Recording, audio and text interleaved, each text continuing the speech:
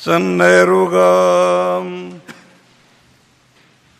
Dumnezeule, Părinte Ceresc, care ne-ai adunat împreună pentru a implora darul unității, călăuzește-ne cu Duhul Tău, pentru că nu numai prin cuvinte, ci și prin faptele și viața noastră să dăm mărturie despre Tine și astfel să ajungem într-o zi să trăim toți împreună în înțelegere și pace, prin Hristos Domnul nostru.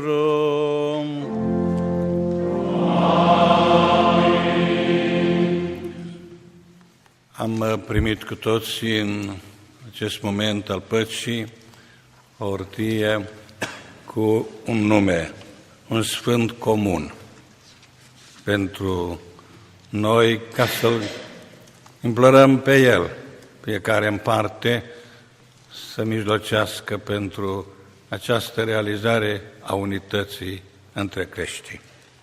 Și un moto special al acestei săptămâni, să fie pentru noi un stimul, o chemare, o bucurie. Am avut bucuria să fie în mijlocul nostru înalt preasfințitul Teofan,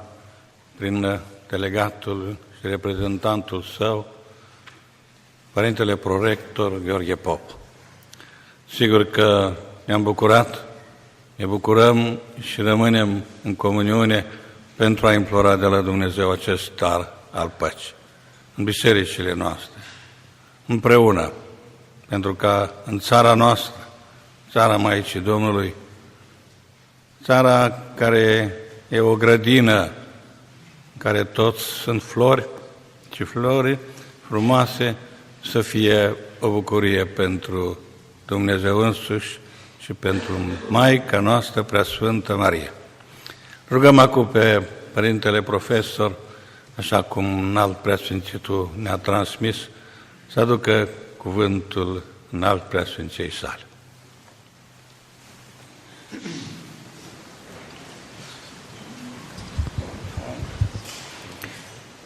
Preasfinția voastră, Părinte Rector, Părinte Decan, părinți profesori, colegi,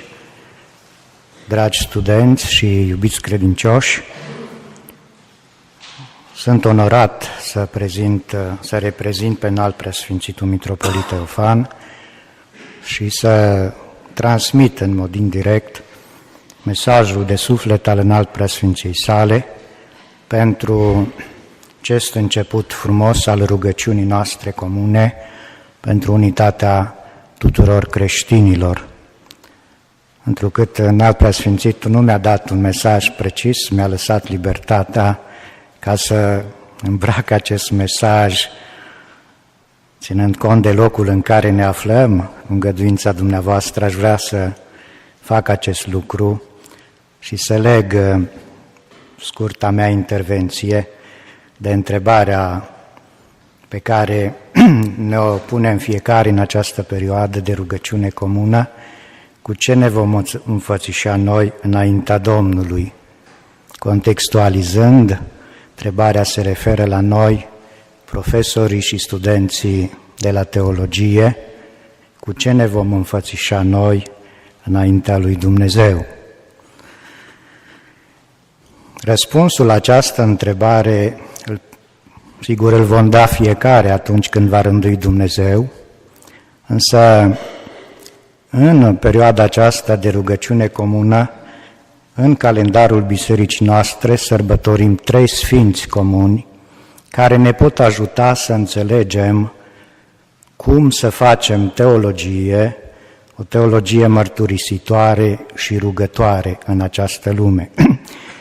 Este vorba de Sfântul Atanasie cel Mare, pe care îl sărbătorim astăzi, Sfântul Maxim Mărturisitorul, pe care biserica noastră sărbătorește pe 21 ianuarie, și pe 25 ianuarie, ultima zi de rugăciune, este Sfântul Grigorie Teologul. Ce ne spun acești 3 sfinți părinți despre teologie și modul în care să facem noi împreună o teologie a unității Bisericii Mântuitorului. Mai întâi Sfântul Atanasie cel Mare, care, așa cum știm, a trăit în secolul al IV-lea și în lucrarea sa despre întruparea cuvântului, vorbind despre teologie și modul în care noi putem intra ca și credincioși în orizontul teologiei, spune că așa cum un om care dorește să privească soarele sau lumina trebuie să-și păstreze ochiul curat sau să-și curețe ochiul pentru a vedea lumina și a deveni el însuși lumină, așa și cei care doresc să facă teologie sau să vorbească despre Dumnezeu trebuie să-și purifice modul de a trăi, pentru ca prin același mod de viață în Hristos să ajungă la înțelegerea gândirii teologice și a ceea ce Dumnezeu a descoperit prin teologii și Sfinții Bisericii. Sfântul Grigorie de Nazianz, al doilea părinte, a scris 5 cuvântări teologice și în cuvântarea întâia spune așa: nu este dat oricui ca să teologisească, adică să vorbească despre Dumnezeu și să vorbească lumii despre Dumnezeu în comuniune cu Dumnezeu. Dar cel care dorește să teologisească, adică să vorbească despre Dumnezeu, trebuie să nu facă acest lucru oriunde și în fața oricui. Cel care dorește să vorbească despre Dumnezeu, spune Sfântul Părinte, trebuie să stăruiască mult în cunoașterea tainelor lui Dumnezeu și să vorbească doar în anumite împrejurări, înaintea anumitor persoane și cu o anumită măsură. După ce a stăruit îndelung în cunoașterea teologică, trebuie să exprime teologia. Înaintea cui? Se întreabă Sfântul Părinte și tot el răspunde: înaintea celor care doresc și iau în serios teologia și nu înaintea celor care teologia li se pare că este o simplă vorbărie plăcută. Sigur că Sfântul Grigorie de Nazianz întemeiază teologia pe taina Sfintei Treimi. Și de aceea Sfântul Maxim Mărturisitorul, care a trăit în secolul al VII-lea, al III-lea părinte, preia reflexia teologică a părinților anteriori și, vorbind despre teologie, spune că teologia este ultima treaptă sau culmea la care ajunge omul după ce a trecut prin alte 2 etape. Prima etapă este numită nepătimirea sau stare de pace și împăcarea sufletului, care se realizează prin eliberarea de rău și cultivarea virtuților sau a faptelor bune. După ce se realizează acest lucru, această nepătimire sau stare de împăcare și liniștea sufletului prin comuniunea cu Dumnezeu, se trece la a doua etapă, care este contemplarea, sau în limba greacă teoria, de la cuvântul teos, care înseamnă Dumnezeu, și orau, care înseamnă văd. Deci teoria ar însemna în limba română, pe Sfântul Maxim Mărturisitorul, să vedem lumea așa cum o vede Dumnezeu. Sau cu alte cuvinte, să vedem lumea prin ochii lui Dumnezeu. Și după ce am sădit în sufletul nostru această stare de conștiință teologică, ajungem la teologie, ca ultima etapă, și această stare este de fapt unirea noastră cu Dumnezeu, cu Preasfânta Treime, prin rugăciune continuă, prin rugăciune curată, ne spune Sfântul Maxim Mărturisitorul. Considerăm că nu întâmplător s-a început la Iași rugăciunea pentru unitate la Facultatea de Teologie, iar la București s-a început la Patriarhie, pe dealul Patriarhiei, în Catedrala Patriarhală,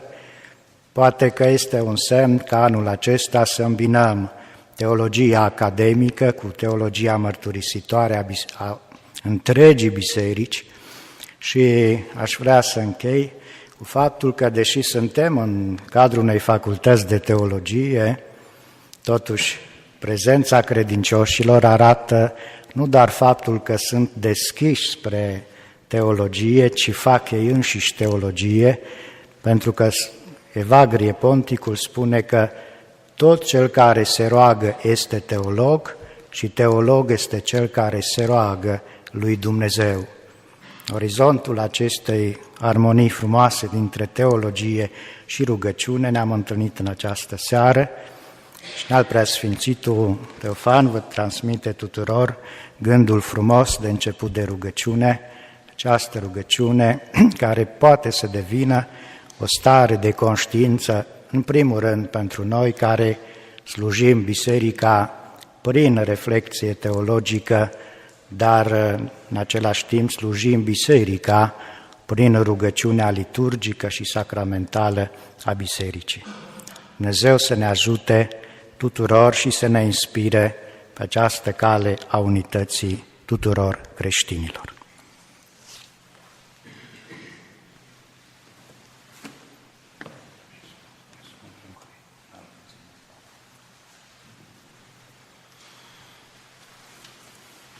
Îi mulțumim lui Dumnezeu pentru acest moment sfânt, pentru acest început plin de bucurie și speranță. Îi mulțumim Părintelui Prorector pentru salutul și cuvântul adus, pentru gândul exprimat, pentru această bucurie a descoperirii lui Dumnezeu prin rugăciune. Implorăm acum binecuvântarea lui Dumnezeu asupra apei cu care vom fi stropiți noi în amintirea botezului nostru și ca semn al cererii de iertare. Dumnezeule atotputernic, ascultă rugăciunile copiilor tăi, noi preamărim creația și răscumpărarea noastră, ascultă rugăciunile noastre și binecuvântează această apă care face să rodească pământul, reînnoiește și purifică omenirea. Prin botezul lui Hristos în Iordan, Tu ai însfințit apa botezului, prin el Tu ne-ai renăscut și reînnoit pe toți în sfințenie. Dă-ne ca acest element al creației, izvor de viață, să devină semnul reînnoirii noastre pentru a lucra cu ajutorul Duhului Tău la venirea împărăției Tale, întrucât Tu ești începutul și sfârșitul. Dă-ne ca apa pe care o primim acum să fie o pregustare a noii creații în care sperăm